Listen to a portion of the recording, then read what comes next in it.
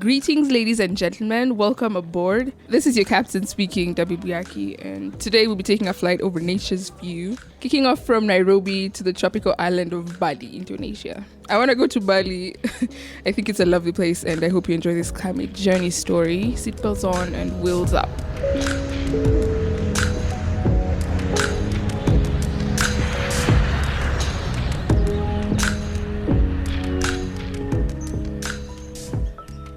Here's her intro.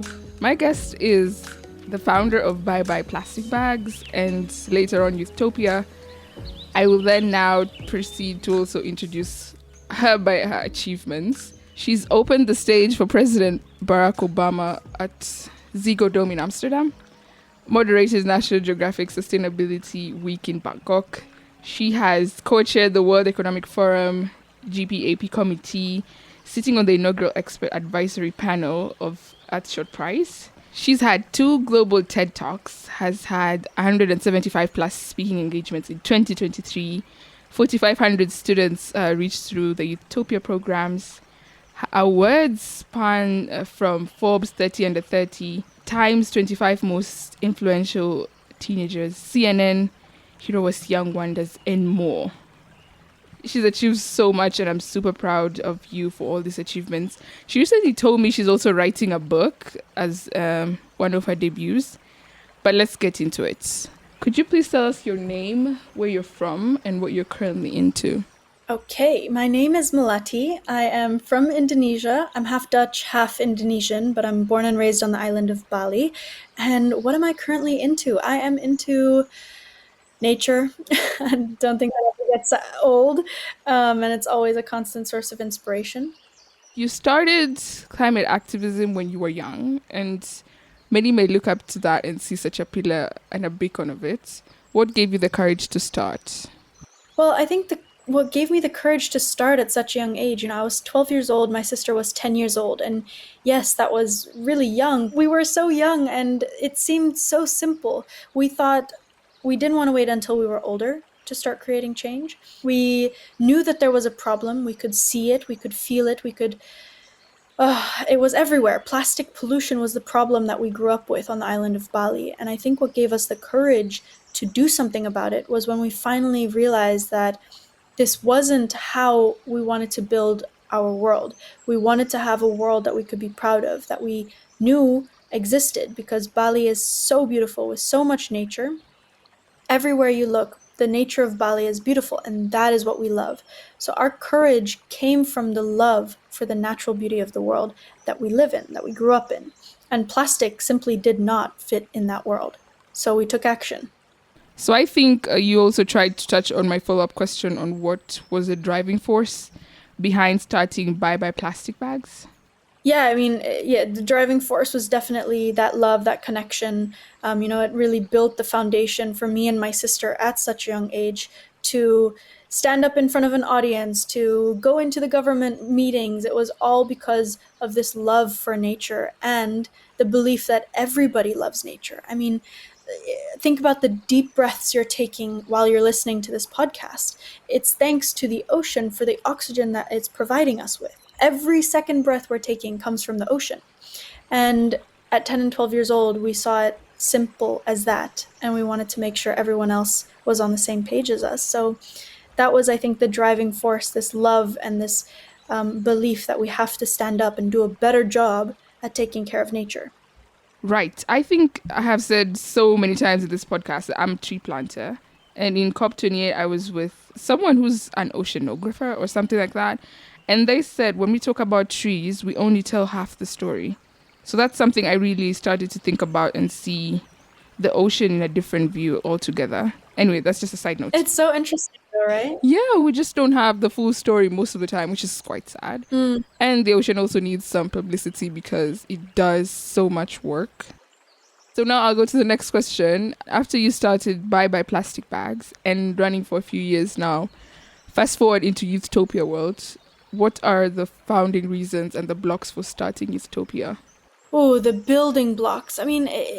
Youthopia really started because after 10 years with bioplastic bags, I had this experience, this wonderful opportunity to travel around the world and meet other young people, spend time in other young people's classrooms. I spent more time in their classroom than in my classroom. And I would always get asked the same question after I shared what we were able to achieve with Bye Bye Plastic Bags. And that question, no matter where I was in the world, would always be, Malati, how can I create change? Where do I start?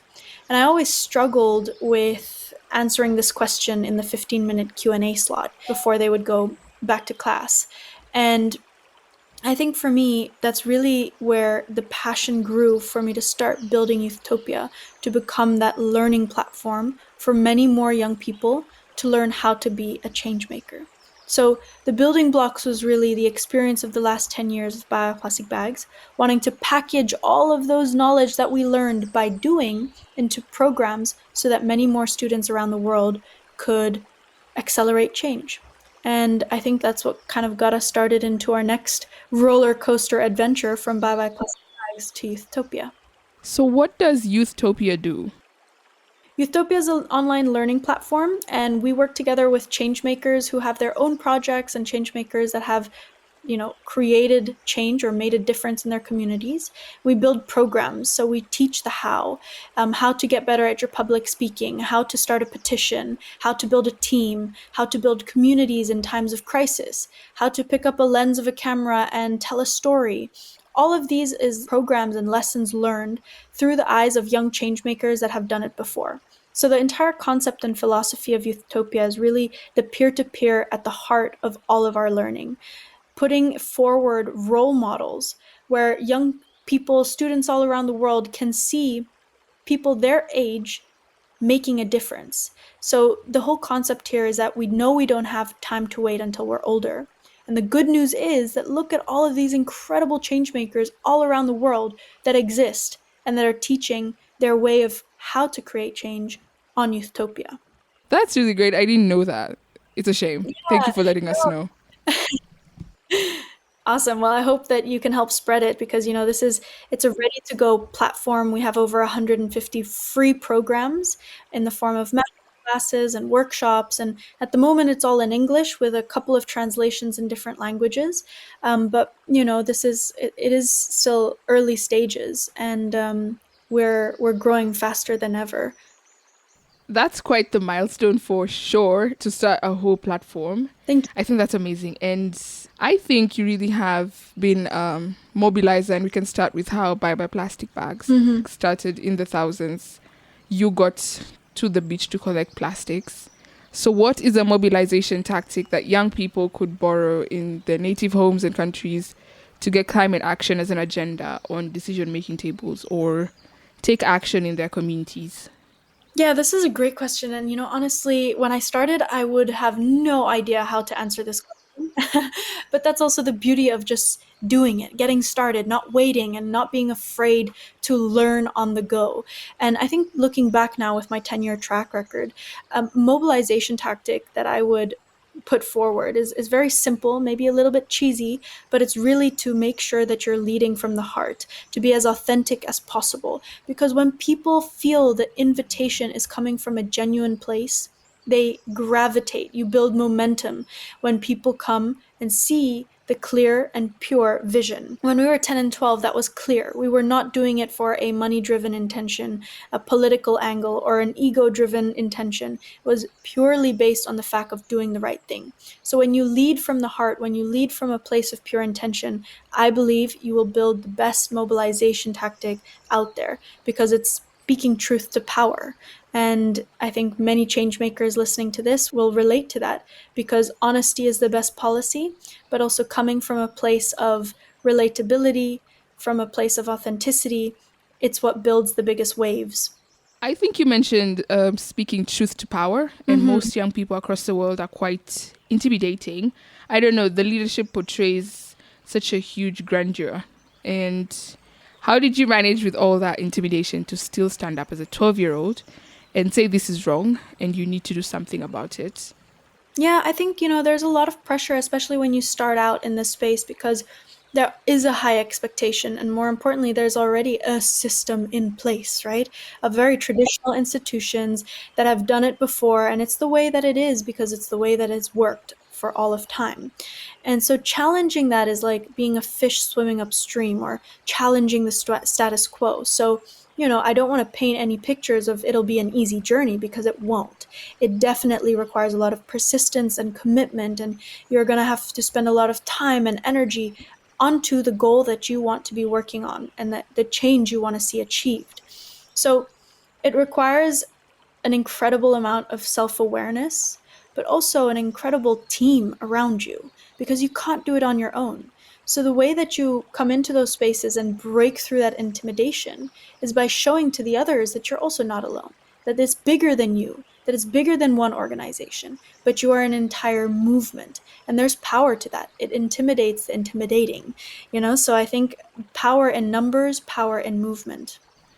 I can't add anything more. I think it's really good, especially that you need to work with a team. Yeah. Oh, yeah, we need teams everywhere. Mm-hmm. So, going into the next question, being part of this climate activism journey for years now, how did you manage and still do manage to balance all the moving parts of life? Yeah, I think that kind of, it goes in line with what we were talking about with the team. It's also, having the right people around you allows you to do what you are good at because you can't possibly, there's not a single human that can do it all. You can't be, perhaps you're great at public speaking, but you're not the most amazing writer. Perhaps you're incredible at social media, but when it comes to the research, it's not your strong suit. That is okay. So I think the way that we learn to manage and to balance all moving parts of life as a young changemaker is by also recognizing your strengths and mobilizing a team around you to be able to fill those parts that you are missing as a leader or as a young changemaker. And I think that's something that I've learned and I'm still learning every single day. Great. What's your take on rest? I know we've mentioned this before, but do you want to put it in how to manage your rest schedule as a young person? Well, I have planned times for me actually to rest. And it might sound silly, but after doing this for 10 years, the day to day calendar can build up to be insanely busy. And if I don't plan or if I'm not actively making the time, just like I would put actively the time and attention to secure meetings and to go to government meetings and to join interviews or to join protests and campaigns, if I wouldn't actively put that same energy and focus and attention to time of rest, I don't think I would be able to do the work that I do. So it's really important to balance it. And a tip from me is actually being intentional with making that time. Say if it's 30 minutes in the morning to journal, or if it's 30 minutes to walk in the afternoon, that's really important. And if you're someone like me that likes to have a calendar for your day-to-day program and scheduling, plan it. Put that time and attention for the rest that you need. Right, that's a tactic I equally use. Schedule your rest. It works, trust me. Yes. So now, as we wind down, this is going to be like a two-part question. Do you think there's hope? And on the other side, what is your hope for Earth? Yeah, this is a good question, and I like that it's two parts as well because, yes, I do think there is hope. But on the other side, I feel very deeply that at times there's moments where I think there's no hope at all. And that is the most scariest point in our activism because it is the point of rock bottom. It is the point of burnout. It is the point where we lose focus on the purpose and the end goal. It is a really difficult place to get yourself back up and back out and into the space of hope again. But I think it's a good balance to have days of hope and to have days of no hope because it keeps you human.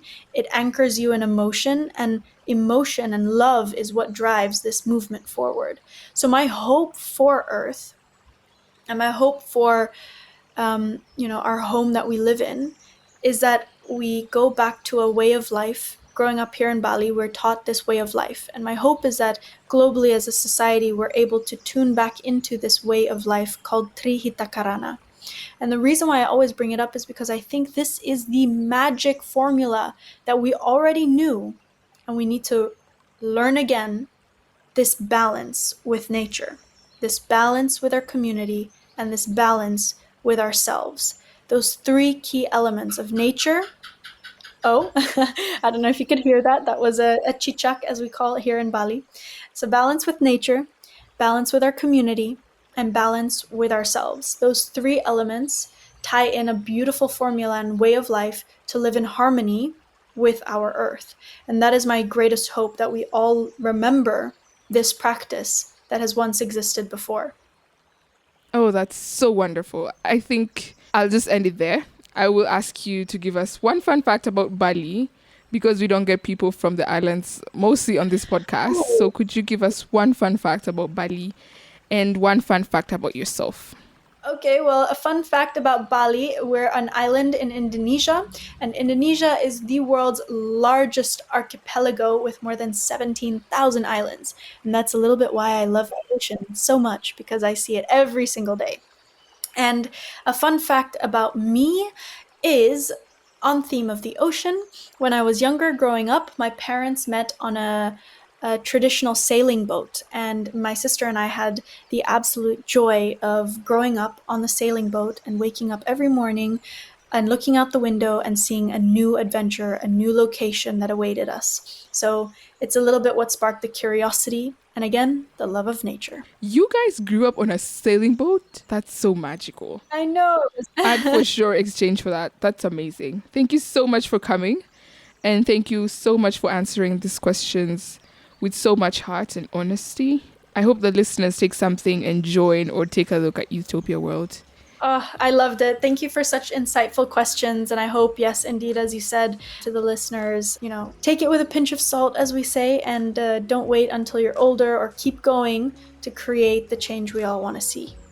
I hope the listeners take something and join or take a look at Utopia World and most of the work you're doing there. I loved it. I hope you enjoyed this climate journey story and you see that it is possible, whatever age, whatever location you are, to speak truth to power and join in wherever you can to change the world. As usual, for Earth.